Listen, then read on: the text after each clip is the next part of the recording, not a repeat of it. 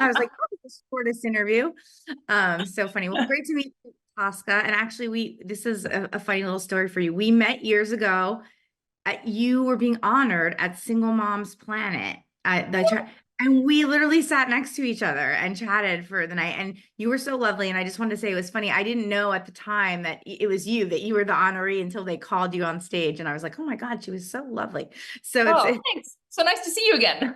good to see you again.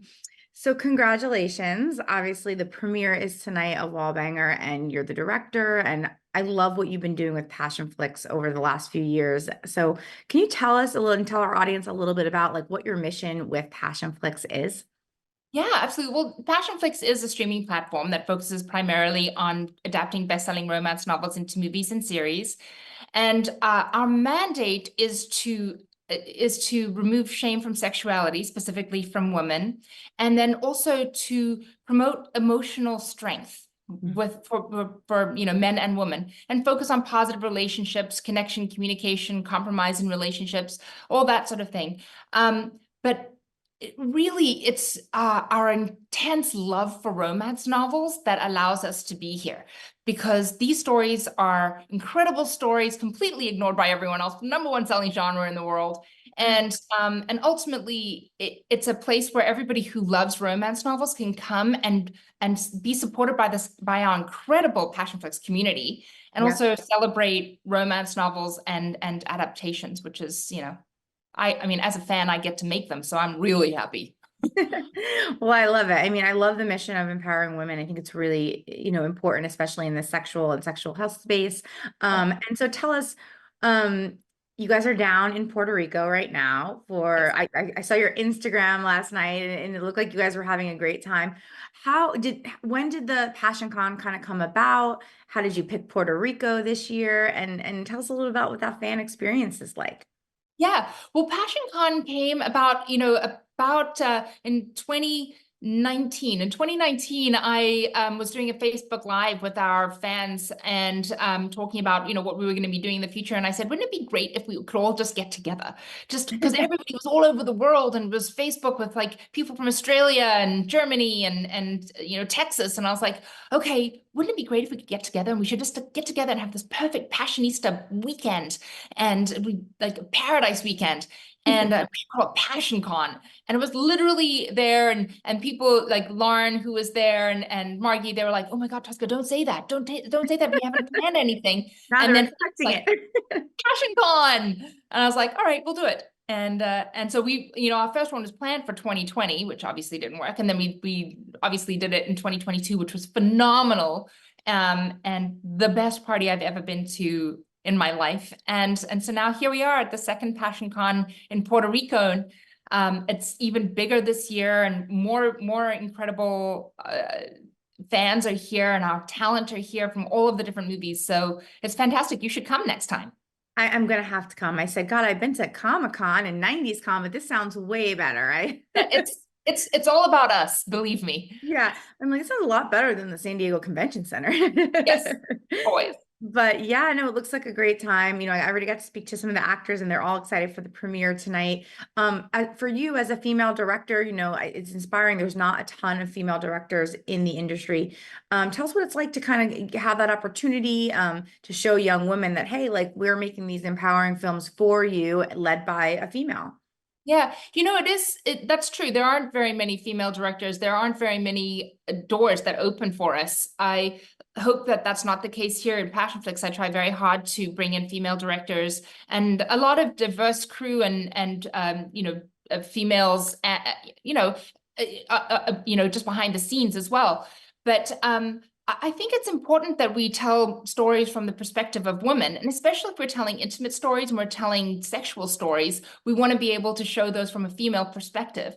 And so when we do bring in women to direct these movies, I actually have to work with them often to rethink how movies should be shown, because all of our education is from male-driven movies, right? So we see sex scenes, we see intimate scenes, all done previously by men. And so we think that that's how they should be done, but it's not the case. And so it's really working with female directors and having and opening their eyes to what we want to see. And every time, every single one of these women that work with us are like, oh my God, yes, that is great. They love it. And like, that's exactly what I want to see. I don't want to see this guttural experience. I want to see the sensuality and the connection and the touch.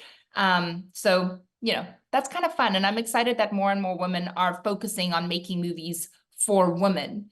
Yeah. You know, and we're obviously in the industry today, we're having so many phenomenal women that are out there and advocating for female gaze. And I love that, you know, this movie in particular, Wallbanger, kind of it's a comedy as well. And I think, you know, it's a different kind of rom-com, but girls have, you know, loved rom-coms growing up. I was a huge rom-com fan. You know, when I'm having a bad day, that's what I want to watch. So I like that that plays into it, the comedy aspect as well, because it's not always, you know, the perfect romance or the way that the kind of male romance has played out. And so I like that you're bringing in some of the awkwardness and those funny moments that are really like real in most people's life, you know. I think it's really, really great. And how do you pick? There's, like you said, it's the most best-selling category, right? These kind of novels that are out there. How do you look for the best story and say, hey, this is the one I want to turn into a script? Or have you ever just picked one that's just a script, maybe hasn't, you know, the person wants to make it a novel or a movie and you're like, this is great, let's do it, let's greenlight it? Yeah, no, we haven't done any only scripts. We only take books. And I think I should rephrase that from best selling to popular. I think Yeah. there, you know, some of them are not going to be, that aren't necessarily on a bestseller list, but they're super popular. Yeah. And so, you know, so that's what we do. We take popular romance novels. I think, so I actually forgot your question. No, it's okay. I was just saying, how do you choose? There's like, you know, it's a big category. Yeah. You know, some of them have popular fan bases for each individual book. How do you go about, you know, making that selection for your next film? Yeah, so great question. So we have everybody at Passionflix reads. We all read romance novels. I think it's, you know, part of the mandate of actually wanting to work for a romance novel adaptation company. So everybody reads. We have our own book club and everything. And initially when we first started this, it'd be like, what story do I want to see made into a movie? And that's how we basically decided which one was going to be next. But now I open it up to the entire company. I was like, which one do you want to see next? And which one do you want to see next? And it's important because it opens us up to different genres and different tropes that I wouldn't necessarily gravitate towards. I mean, I love them, but I wouldn't gravitate towards those ones. But I also like to make sure that when we are making, you know, when we're releasing one movie, that the next movie is different and it has a different fan base and has a different feel. So I finished the Gabriel's Redemption series, which is really beautiful, but very dramatic and epic and, you know, slow burn and all those sorts of things. And, you know, it can be quite, you know, as I mentioned, dramatic. And while I was shooting that and people are crying and it's heartbreak, I'm like, I just need to make a comedy. I need to make a comedy, laugh for a bit. Years. And so I came off of that and I was like, okay, here we go. Comedy it is. So I guess my last question, so you have, you know, fans of this film and this book, but you have all the fans kind of in the community coming down.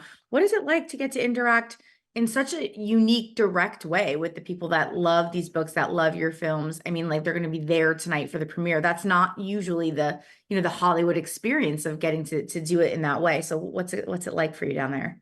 I absolutely love it.